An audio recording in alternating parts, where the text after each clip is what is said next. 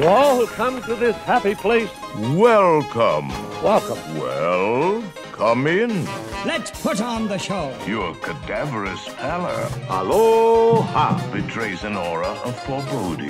Hang on to them hats and glasses. And now, ladies and gentlemen, Remain seated, please. Permanecer sentados, por favor.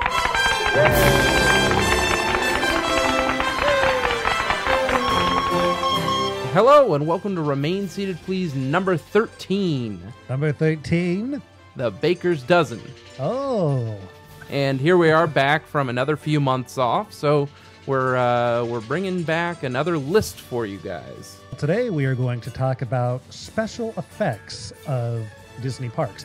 When you go to a Disney park, what are some things that you see or experience that really blows your mind? And I think a lot of these things include upgrades and pluses that they've done recently to some of the attractions. Yeah, those could be in there. We'll see. Ha ha ha ha. We'll tell you our list, and you tell us yours. Yeah, please, leave in the comments what at least your top number one favorite is.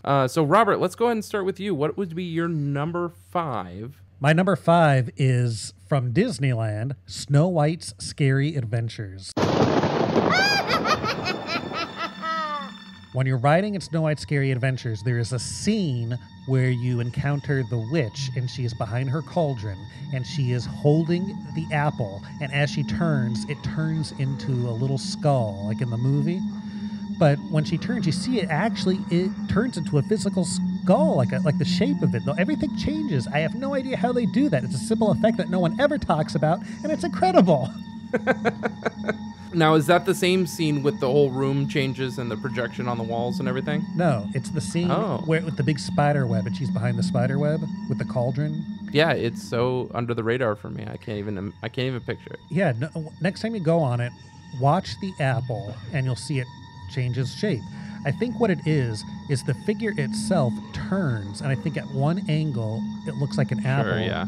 But then when it moves, maybe the apple actually turns as well in her hand. It doesn't look like it, but maybe.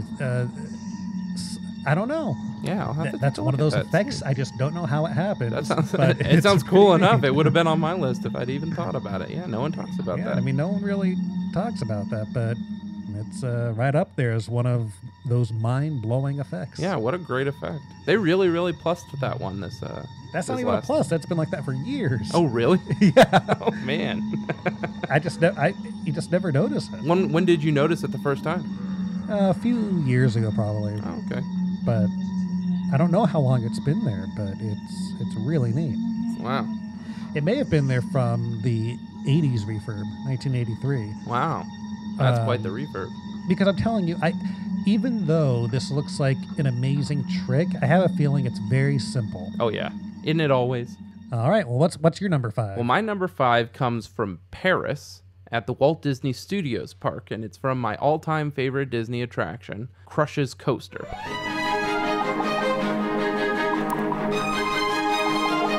And it comes from the effect that it appears that you're in the East Australian Current. The way the ride is set up is it's the closest thing you could compare it to ride system-wise is Primeval Whirl at Animal Kingdom, which everybody doesn't like.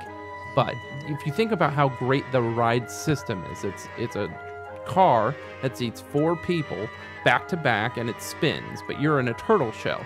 Now, mix that with the tightness of the track in Mulholland Madness, or what is now Goofy Sky School, and the darkness of Space Mountain, and the projection systems of Finding Nemo Submarine Voyage, and you get the East Australian Current. It really feels like you're immersed all around you, but you're not in a tunnel. It's all done with projections and walls and just the positioning of the cars and everything, but it's really one of the coolest effects. It's, I'm sure, as simple as projections, but it's just looks so amazing. Is it like that, the digital mapping that they've been doing? I don't know. I saw that in 2008, and I'm sure that it hadn't been upgraded since the ride had opened. But I don't know. Maybe it's been so many years now. Maybe somebody who knows a little bit more than me and has been on it more recently with some more in 2008, I wasn't paying attention to those types of things. I was still in awe of everything. So it'd be interesting. If you know the answer, leave a comment below. Well, it sounds like an incredible ride that I would love to experience. It really is incredible. Worth the trip. To Old Paris. What's your number 4? My number 4 is another simple yet effective special effect. And it's from Indiana Jones' Adventure, Temple of the Forbidden Eye at Disneyland Park. And it's the effect of simply moving backwards. At the end of the ride, you're on your Jeep, and you encounter Indiana Jones hanging on the rope. And he says, back up, or other things like that. And your Jeep backs up as the big rolling ball comes tumbling towards you. And then at the last second, you go forward and go under the ball and you survive the day. But when it seems like you're backing up, in reality, you're standing still. What the Imagineers did was they just had your car shake a little bit and they actually moved the walls forward. So it feels like you are moving backwards. If you look behind you, you'll see you're not moving at all. Because, can you imagine being on a roller coaster type ride and going backwards when everyone else is moving forward? It's impossible. You can't do that. Yeah. So your car just stops and everything else moves backwards. It's a trick of the eye. Yeah, it's an incredible... Actually, this effect works well. If you're ever sitting in your car in traffic and then someone next to you starts pulling forward, sometimes you feel like you're moving backwards. Yeah, I do. I remember the first time I felt that was pulling into a parking spot at the grocery store with my parents. And the minute we stopped, the car next to us was backing out, and it like made me all kind of dizzy, sort of.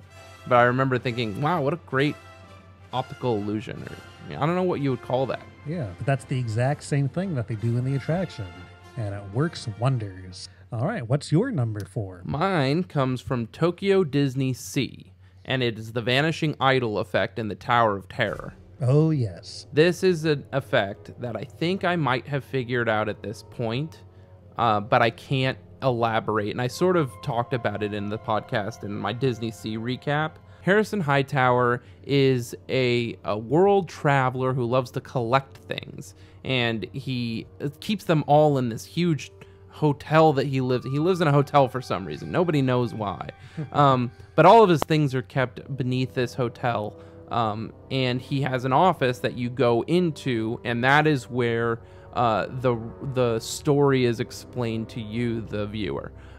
And everything takes place behind. So you're standing in front of his desk, and you can see all of his antiquities on the wall and all over his desk. And there's this great big stained glass above his behind his desk that would be, a source of light for him in the room and everything. But it's very, very ornate. Almost feels like you're in a church.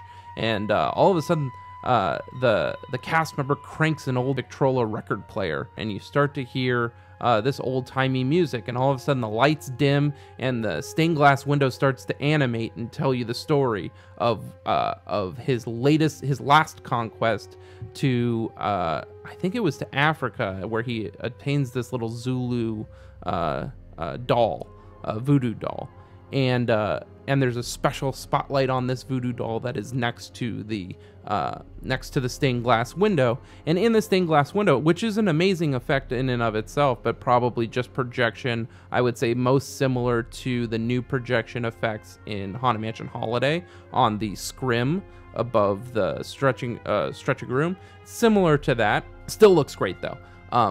And one of the last effects is you can see that the idol has sent Harrison Hightower into the elevator and sends him down to his doom. Then the idol does this really creepy smile at you, and I think he even raises his eyebrows in kind of a sassy way, and then he starts to shimmer like pixie dust is being drizzled on him, and after he's done shimmering, he is gone, physically gone from the room. This really happens in front of your eyes, and it's absolutely incredible. And that's just one of the greatest effects I've ever seen in person.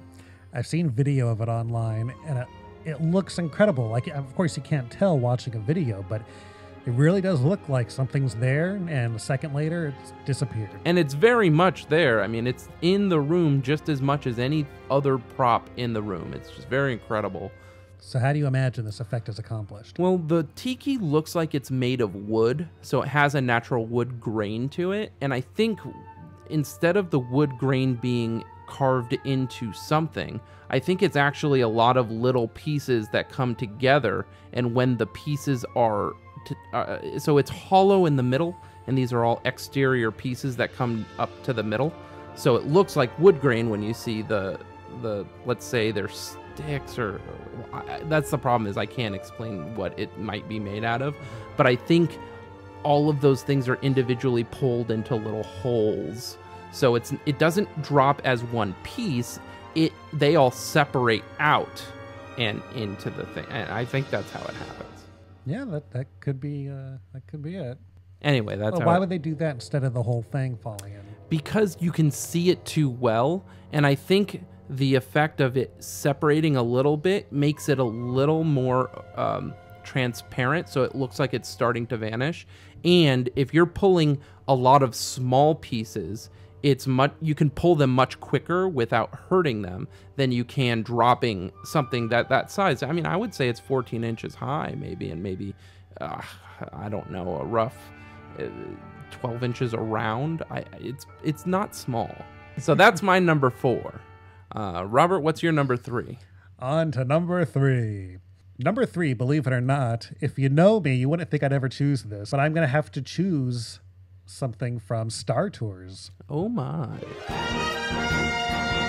Now, this is from the updated Star Tours. Sure. When you visit the planet Naboo, you go underwater, yes. and then once you come out of the water, you crash into a spaceship, and the 3D is so amazing and it's so unexpected that the nose of the spaceship feels like it is literally in your own spaceship that you're sitting in. Yeah. It really feels like the like it crashed through the windshield. Yeah, you're in your star speeder, the nose of the other spaceship crashes through your windshield, and it feels like it's inches from your nose. It's incredible, and I never thought I would be that impressed by 3D. And the rest of the 3D works fine, but nothing else in Star Tours works as well as that. It really is incredible. It's my favorite. I get so excited when we end up in Naboo, even though we go under the water to the through the Gungan village and everything, which everybody doesn't like Jar Jar Binks. But it really is the best ending because it's so lifelike. It's so real. Well, I think the whole Naboo section is the best option of Star Tours. Yeah, you do see Jar Jar for a second, which I don't like, but I really like the monster that follows you and his tongue hits the windshield. Oh, that's right. Yeah. Like, to me, it's the best part of Star Tours. Yeah, that's a great effect. It is. It's wonderful. Let's go to your number 3. My number 3 is back in Disneyland, and it is the Snow White scene where the walls change and everything. That is the mapping we were talking about earlier. Oh, yes. The digital mapping. That upgrade was so awesome for that attraction, and they're bringing more of those things to the park. I think it's happening to Toad next, is it not? Peter Pan. Oh, you're right. Peter Pan. What happens is you enter the room and you see the evil queen facing the mirror, and she says, "Magic mirror on the wall." And then as she turns towards you, it is revealed she is now the witch, or the old hag as they call her. And during the turn, her shiny palace, everything gets dark and there's cobwebs all over. The whole room is digitally mapped to look like a beautiful palace. And then as she turns, it turns into this old witch. The room, along with her, turns into this old dungeon-like chamber. I even feel like she hunches over as she turns, too, because she does. Very tall as the queen. She does. And she goes, "With this disguise, I'll fool them all." It really is one of the greatest effects, I think. And I can't wait to see more of it. Let me hear you go, That's right. And Alice in Wonderland was the second one to get upgrades. That's right. They just came out. Those are all great. But I didn't... that one was like beyond the Snow White upgrades. Yeah. Like I still think Snow White's going to get upgrades like that. Oh, really? Yeah, I think That'll be great. Can't wait for them to keep on upgrading. Yeah. So moving on up, what's your number 2? My number 2 is a simple yet classic effect. It's the Pepper's Ghost effect. And I'm going to pick my favorite use of the Pepper's Ghost effect. It's the ballroom of the Haunted Mansion. Now, when you enter the ballroom, you see all these ghosts dining, at the birthday table, and you see ghosts dancing, and you can see right through them, and they disappear. And it's a very simple effect. What happens is there's a giant plate of glass between you and the scene, and all the characters are below and above you, so they're simply shining a light on the characters, so we are looking at their reflection. And because we're looking at a reflection, it seems like they are see-through, like ghosts. So it's a very simple effect, and it's used several times throughout the parks. It's also used for the Blue Fairy and the Pinocchio attraction. It's used in the Tower of Terror. Winnie the Pooh has it. Starfield, Winnie the Pooh. I want to Several different places. Is it in Monsters, Inc. at all, or no? It is. Yeah. For Randall. That's right. Yeah, it's a great classic effect that's been around for years. Like magicians in the 1800s used to use the effect. And it's great, very simple, and it works wonders. I think we're on to number 2 for you. That's right. And speaking of Winnie the Pooh at Disneyland, I'm going to jump to Winnie the Pooh at Tokyo Disneyland. Winnie the Pooh, Winnie the Pooh. And talk about just the trackless ride system. That in and of itself is an amazing effect. And specifically in that attraction, there's a scene where you meet up with Tigger and he's bouncing around. And they've worked it in this weird 3D way, but it's not like 3D with glasses. It's that all of the elements in the room move in different times. So your car has a bounce built into it, and then the foreground wall element has a bounce to it, and the background wall element has a bounce to it. And all three of them move at different times, and it really feels like it's just one of the coolest effects, and it's super simple. It's like you're in a life-size multiplane camera. That's right. So imagine that, and you're sliding the panes up and down and side to side more than anything, and you're looking straight through the multiplane camera. It's that effect. But you're sitting in the middle of it, and it's really incredible, and it happens all around you. It's sort of disorienting, but really fun to watch.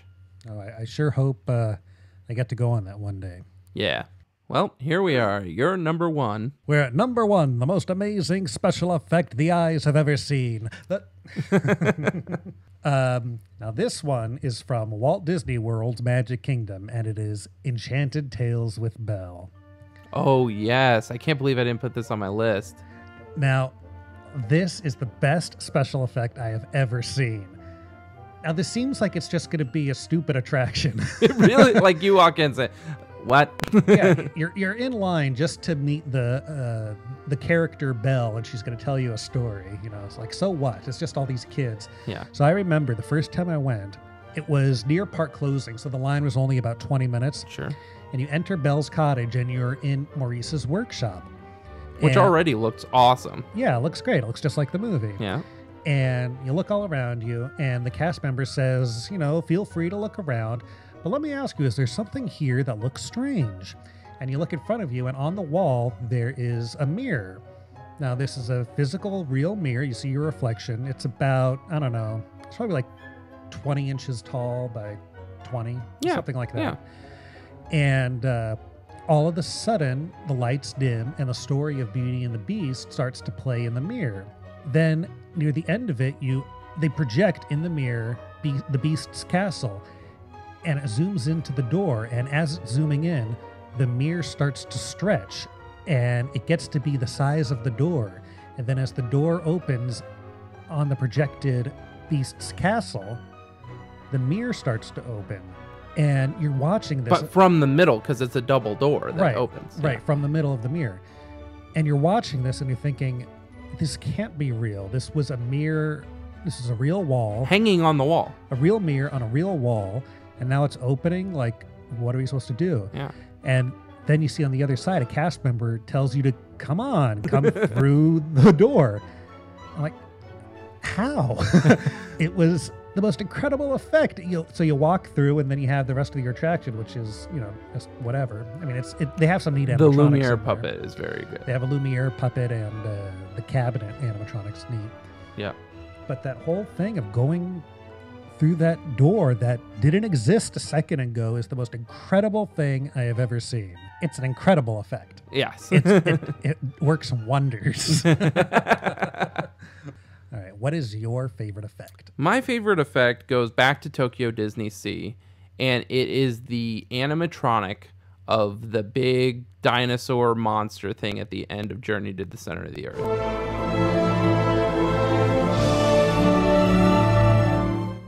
It's one of the biggest animatronics I've ever seen. It moves incredibly well, and it's very scary. I just wish that you were there longer, because pretty much as soon as you get to the monster, your car zooms away. It's the last thing you see on your journey to the center of the Earth in your vehicle.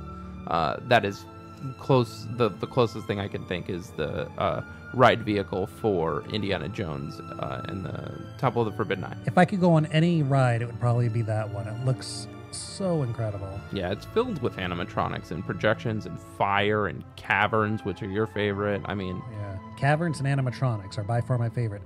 I thought about putting just audio animatronics on my list because I love audio animatronics, but I couldn't think of one specifically. I'd probably say Auctioneer's pretty great. Yeah, I'd probably say the Auctioneer is the most fluid, lifelike animatronic.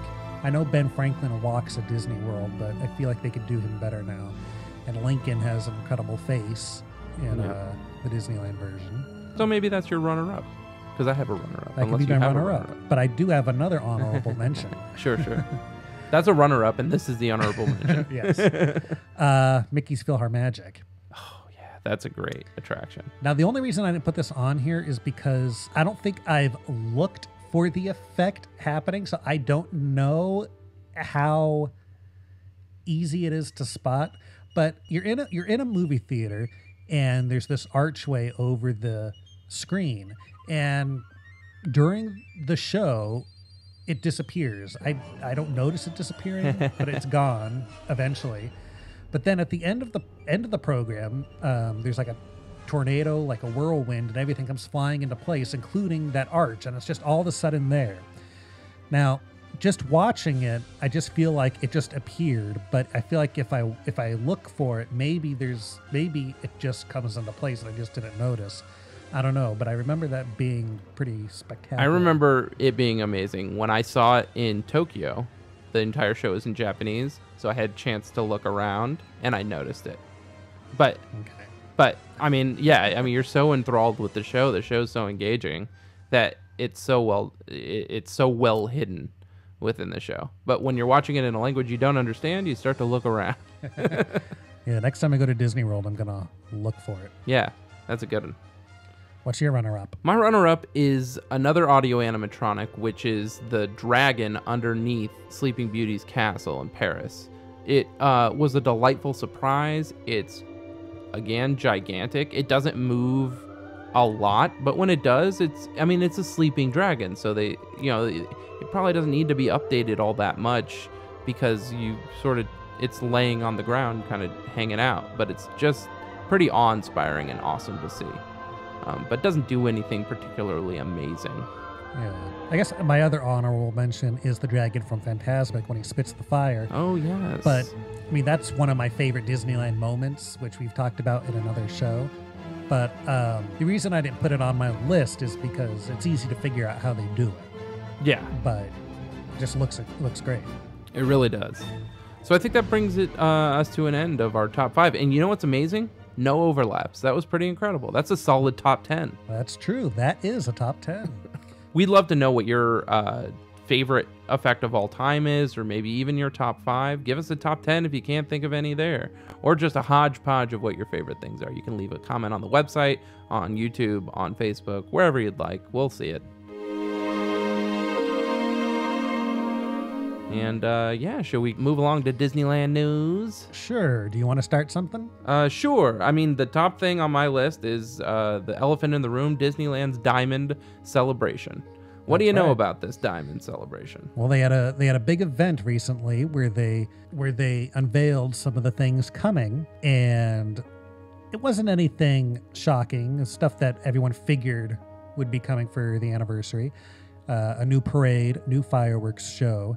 Now, the parade is based on the one from Hong Kong, Paint the Night, right? Right. And they have some digital mapping, as we were talking about, all over Main Street, all over the buildings. Yeah. And then a new fireworks show and a new World of Color show. Oh, a new World of Color show. Yeah.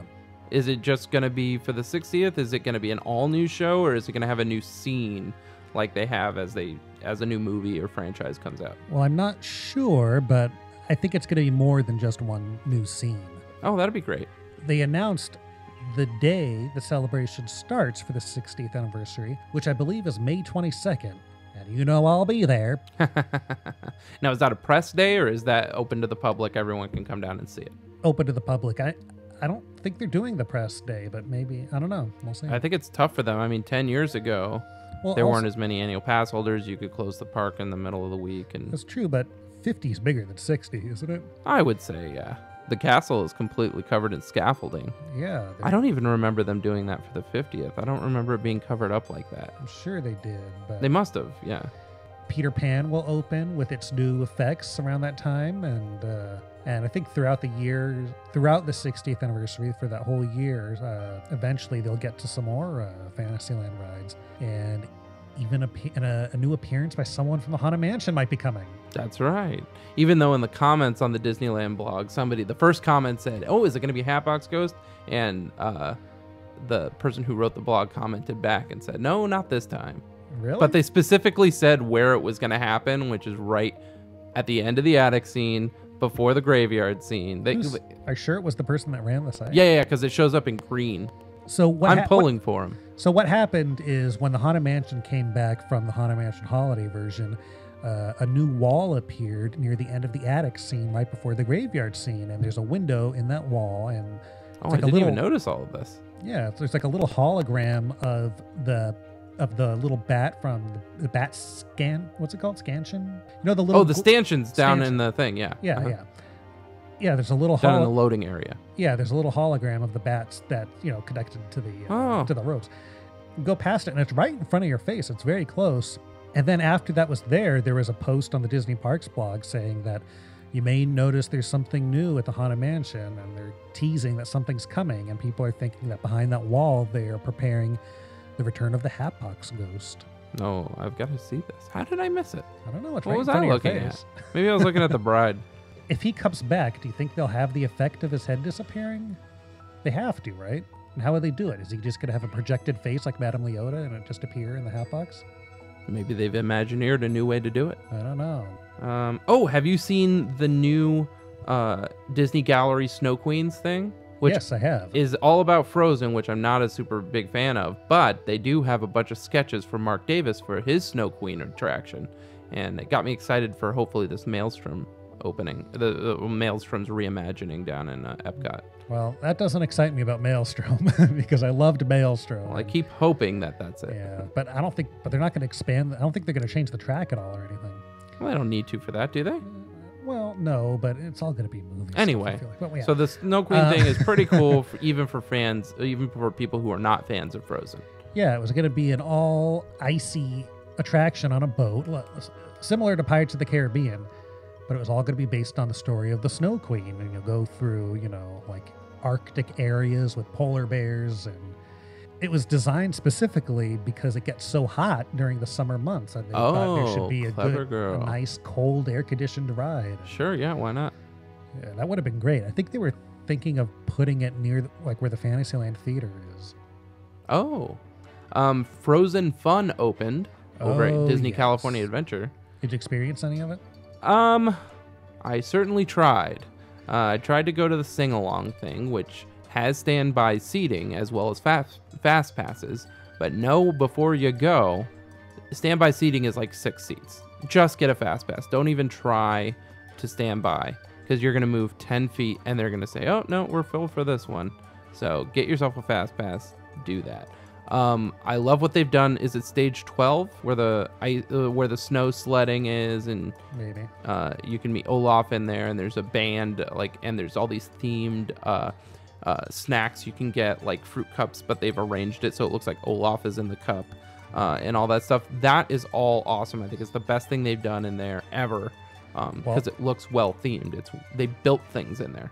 I wanted to go look in there, but it was a 45-minute wait just to walk inside. Oh, we walked right inside. It was a 2-hour wait to meet Olaf, though. But they do give you pagers and things, but we haven't met Olaf yet. There are some stage shows, but I didn't see any of them.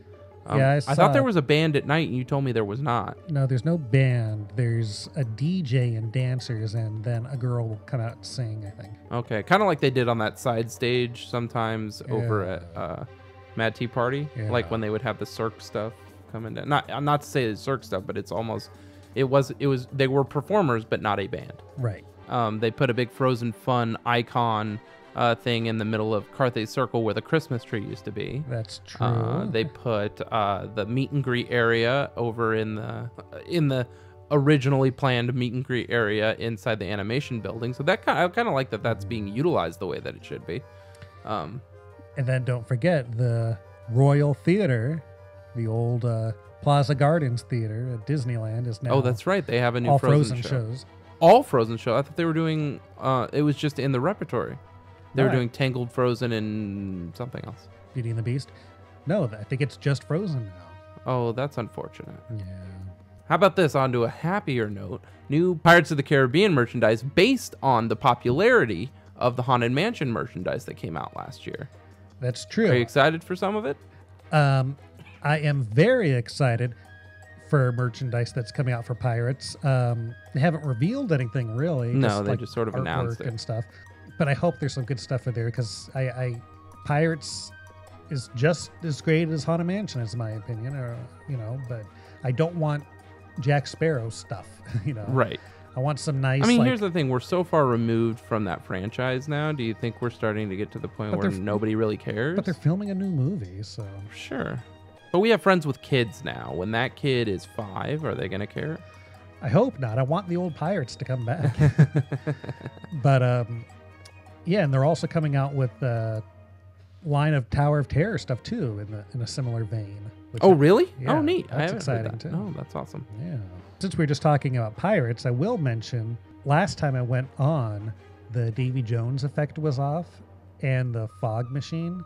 So it was really, there was a little bit of a light coming from the bottom, like in the water, but when a boat would go over, it'd be pitch black in there like it used to be. I was so excited. It felt so good just to have it black again. And I wish the old narration was playing. It's too much. And then there's one pirate in the auction scene who's holding on to the redhead with a rope, and he has a different head right now. Oh. Yeah. Well, I got something. Sure. I signed up for my first Run Disney event. Whoa. I did. I am going to do the 60th anniversary, the Disneyland 60th anniversary 10K run. Good for you. Are you going to run? I'm going to walk really fast. Is it all sold out? Can people still sign up? Yeah, it's sold out within an hour of wow. being available. What are the details? When is the run? The run is in September. Oh, okay. So you got a while to train. Yeah, and it'll be fun. Like I want to at least experience it once because you get to go like behind the scenes and the tunnels under Disneyland. That's cool. 10K. Yeah. Yep. Let's see. We got a couple more things. Walt Disney World has a couple things coming that are imitating us. Like they now have the Trolley Car Cafe serving Starbucks over at Hollywood Studios. Uh-huh. And they have a Trader Sam's now opening at the Poly Resort. It's not open yet, though, Polynesian right? Resort. No, but the Trader Sam's Grotto, they're opening. Yeah, I'm really excited about that. I'm going to go for sure when... Yeah. So yeah, now, they're having some fun. And also at Walt Disney World, an interactive queue just opened for Peter Pan. That's right. I'm trying to avoid it as much as I can until I I know nothing about it other than they opened it. Someone on my Instagram did post a little video, and what I saw looked neat. I won't spoil it, though. What else? Here's something that was sort of topical for today. The Ratatouille ride in Paris just won a visual effects award. Oh, very nice. The Visual Effects Society recently presented its 13th annual VES Awards, and Ratatouille, L'Aventure tout le monde Turquet de Remy, I have no idea if I said that right, but that's me just reading the press release, received the award for Outstanding Visual Effects in a Special Venue Project. Pretty rad. Some other interesting news. The bread factory reopened. That's right. I took some great pictures, and apparently I took pictures just after they took the walls down of the. I mean, now anybody can go take pictures, but I posted pictures on Instagram, and somebody commented that I was there today. I didn't see any of that. Huh. But the car is out in front. Somebody commented on our Instagram today and said, "I love it. I love that you're not held hostage and have to watch the video. You can just leave whenever you want." I wish we were still held hostage, but with a better video. Like the tortilla factory. That's right.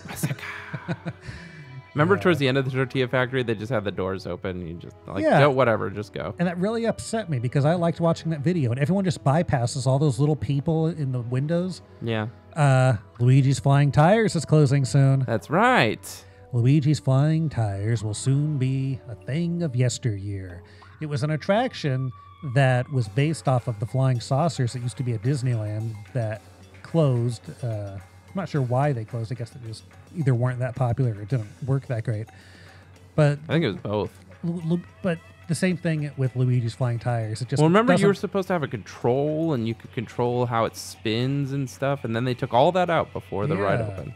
I mean, I don't know if it's just a safety thing, but it's huge, and you can't even tell that you're floating. It wasn't that great, and they've realized that, so they are going to reimagine it, and there's already some concept art of what is going to come, and they said it's going to be a new ride vehicle, a new type of track, so it could be trackless. That's right. But maybe not like Winnie the Pooh, but trackless. So with that, I think that'll conclude our 13th episode, unless you have anything else. That's it. Unlucky 13. This should have been the Tower of Terror episode. I know. I thought about it, but we've already had 2 Tower of Terror episodes. I know. 2.5 probably. We could have had 13 episodes. Yeah, we should have done 13 Tower episodes. Follow us on Facebook, follow us on Twitter, like us on Instagram, and all those things. If you want to follow us individually, we post our own Disney pictures as well. David is at David Park, and I'm at 999 posts right now. I don't know what to do for my 1000th post. The 999th should have been the Haunted Mansion. It should have been. I'll just delete my last little video it was. So anyway, on Instagram, I'm at David Park, Parke, and Remain Seated Please is at Remain Seated Please. And Robert, what's your Instagram? My Instagram, if you want to follow me, is Robbie431, ROBBY 431. And until then, I'm David. And I'm Robert. And we'll see you at the parks. Goodbye. Bye. So what's your favorites out there? What's your favorites out there? Leave your comments at Remain Seated, please. Well, folks, this concludes our show. There. That wasn't so bad. Was it? I'll see you all a little later. You may not survive to pass this way again. Time to be moving along. Hurry back. And barrel around to see us again.